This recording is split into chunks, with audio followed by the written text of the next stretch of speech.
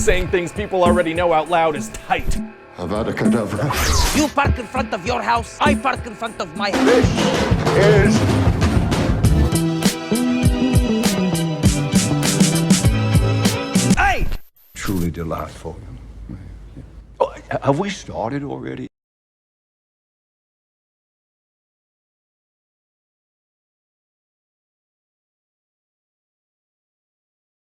What's up everyone, it's Adam from FWCI and there's a pitch meeting for Velma.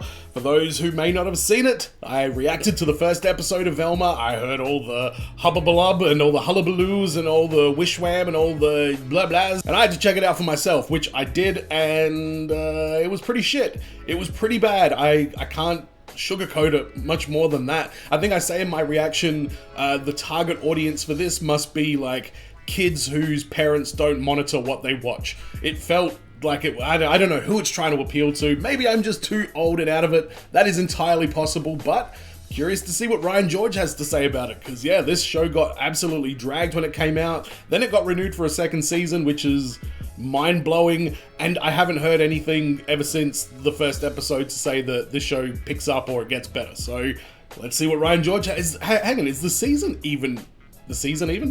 Is the season even over? I think it's still running. This show is so bad, it's terrible. Alright, let's see what's going on here. So, you have a new show for me? Yes, sir, I do. I was thinking we make a Scooby-Doo show, but adult animation style. Adult animation style? Do you mean like one of those websites that I've definitely never clicked on? Because I don't think we could be making that. No, more like an animated TV show, but for grown-ups. Okay, I thought you were pitching me some kind of weird pervy thing. Oh, that's hilarious. So the show Oh no. Okay, we've established it's not a weird pervy thing. What do you gotta say, pitch meeting guy? starts with a bunch of high school girls showering. Oh, There it is. The bits are covered up. This is a lot for a while. what is going on? It's a Scooby-Doo show, sir. Right, and how does an adorable Great Dane fit in with what you just described? What? The dog, Scooby-Doo? Oh, the dog's not in the show, sir. Scooby-Doo isn't in the Scooby-Doo show? Nah, and the show's actually gonna follow Velma Dinkley as the main character. Okay, and so is this like a comedy? Oh, you know it, sir. We got tons of jokes in this bad boy. Oh boy, what kind of jokes are we talking? Well, for example, Velma will be like, hey, if this were a rom-com, something like this would happen right now. Okay. So, you know, that's one joke. Sorry, what was the joke? Well, just showing that you're aware that pop culture exists is very meta and funny and therefore can't. There was a lot of that in the first episode. A lot, especially in that first shower scene. Like, that whole thing was supposed to be meta, but it ended up just sounding hypocritical. I don't know. Does it? It does, yeah. So that is most of what we're going to be doing here. Oh, okay. We'll also make fun of adults that watch animation, so that'll be funny. Isn't that our target audience? Oh, yeah. Well, screw them. Oh, making fun of your target audience in a meta way is tight. Get off of YouTube, you losers. I'm sorry, I take that back immediately. I don't like how that felt, and I love you guys. I appreciate that you watch these videos. Yeah, that's more or less what it was like. Oh my god, he's nailing this. Take that back immediately. I don't like how that felt, and I love you guys. I appreciate that you watch these videos. Oh, sir, you Forgiven. can't be meta and wholesome. You gotta be meta and cynical. What are you doing? Oh, my bad. So what's going on with the rest of the gang since Scooby-Doo's not in it? Oh, well, sir, they're the same old gang that the fan base knows and loves. Sick. Except, you know, completely different. Complete opposite. Is Shaggy a drug addict in the series now, or is he gonna stay a non-drug addict? Is it even Shaggy? It was a different guy's name. I don't know what was going on with Shaggy. I love Shaggy. First of all, we're gonna change the race of all the characters. Well, I mean, that's fine. In this day and age, the race of a character shouldn't really affect things. Right, exactly. And then we'll just make a bunch of comments about everyone's race all the time. Well- Also, most of the gang aren't really friends at all. Oh, they're not. No, they mostly hate each Does it get a bit more racist as it goes on, does it? Because I didn't notice a great deal of that. In fact, I thought in the first episode, the fact that Velma was brown-skinned was completely irrelevant, because there's nothing about her home life or her character that felt like it was somebody who wasn't just a white American person. Like, the whole story just seemed to feel like it was just still your standard white person in the main role, and other than this color of her skin, I didn't notice anything in the first episode that made her seem specifically of a different race. But I mean, is that a good thing or is that a bad thing? It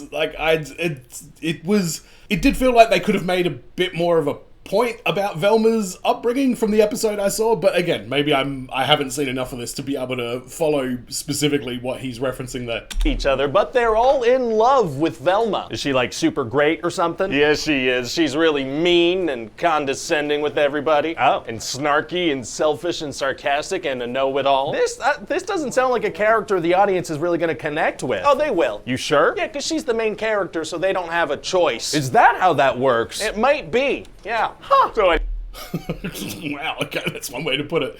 I guess they were all kind of in love with her, like, especially, whatever his name, Regis, or whatever they changed Shaggy's name to. Like, that scene, go check out my reaction to that. I was like, that is a shit thing to do. Anyway, now Daphne is a mean girl drug dealer. Shaggy goes by Norville and is nothing like Shaggy. Regis. Rich guy with a tiny wiener. With a tiny wiener? Yeah, his wiener is tiny, which is something we're gonna keep mentioning, because that's one of the recurring jokes. What's the joke? His wiener is small. Is that a joke or is that just saying something? Yeah, that counts. Oh, it does. Okay. Yeah. So, like, in what way are these characters at all related to the originals? Well, see, clothing, and almost all their names. Why not just make a completely original show then? Well, because every Clothing and almost all of their names. Yeah, why'd they change Shaggy to Norville? That's the weirdest name ever. project needs to be wrapped in some kind of pre-established intellectual property so it's less of a scary investment for you, baby. Aw, baby, that's a good point. Yeah, okay, so what's going on in this thing? What's the story? Well, Velma's trying to find out what happened to her mom, who disappeared without a trace a number of years ago. Okay. And Daphne's trying to find out what happened to her parents, who disappeared without a trace a number of years ago. That's the same thing. Yeah, but I really think people are gonna look at these mean and unlikable characters we've practically created out of thin air and think, hey, what's the deal with their parents? You think? Wow, Ryan George is being quite, justifiably so, but he's being vicious on this one. Again, completely justified. I appreciate it. He's not tiptoeing around how dog shit some of the writing in this show was. That'll be interesting for people? You think people are going to want to know that? Yeah, sure, maybe. And also, there's a killer on the loose. Oh, no. Yeah, someone's cutting girls' brains out of their heads. Wow, so is there a van that they're going to drive around in trying to solve the mystery? There's somebody cutting people's feet off in the school. His name's Fred, and he did it with one of those, like, guillotine things that you get in an art room. So, can we not address that, please? Maybe.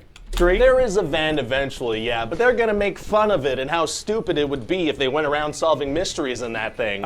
Just really dumping on the source material, huh? A lot, yeah, because Scooby-Doo's kind of a silly concept if you think about it, so it's gonna be fun to make fun of that constantly. So we're going to make fun of adults that watch anime. By the way, Harvey Birdman, attorney at law, did Scooby-Doo turned up to 11 for adults way better than Velma did. Animated shows, so this show's not really for them. Yeah. We're completely changing the original characters and not having Scooby-Doo in it and also mocking the original show itself. So it's not really for fans of Scooby-Doo. Correct, yeah. So who's this show for? Well, I'll tell you, sir, me. Right, okay. Well, it sounds like it might be hard to get people that aren't you to watch this Is it for children whose parents don't supervise what they watch? That's my guess. thing. Actually, it's gonna be super easy. Barely an inconvenience. Oh, really? Yeah, have you heard of something called hate watching? Hate watching? Would that work? Yes!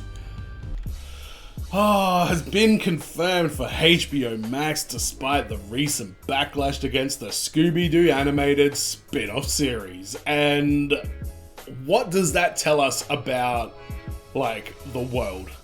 What does that tell us about what happens in big business? I think Warner Brothers in particular has, their track record has been getting very, very patchy. Like, for example, Velma, Season 1, Episode 1 through to whatever so far. All this business going on with the DC movies and the DC TV shows, Batgirl getting cancelled, Ezra Miller still has a job, Henry Cavill's out. I have faith that James Gunn knows what he's doing, but that doesn't change DC's track record so far of where we're currently at, and it's not good. But it's not that it's not good in terms of like just the quality of it.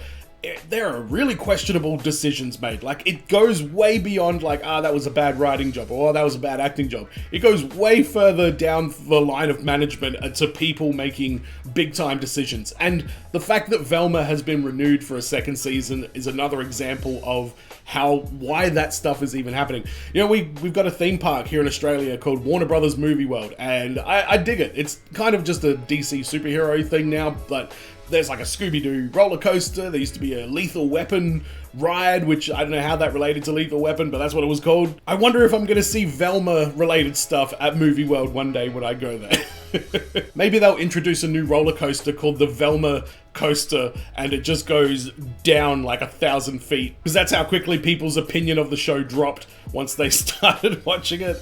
Oh man, imagine, oh god. Imagine this. Ghost train, like roller coaster, ghost train thing, Halloween, you get in this thing and it stops and you have to watch a whole episode of the Velma show. It's like a 20-minute coaster and they just make you watch the whole thing. Ugh.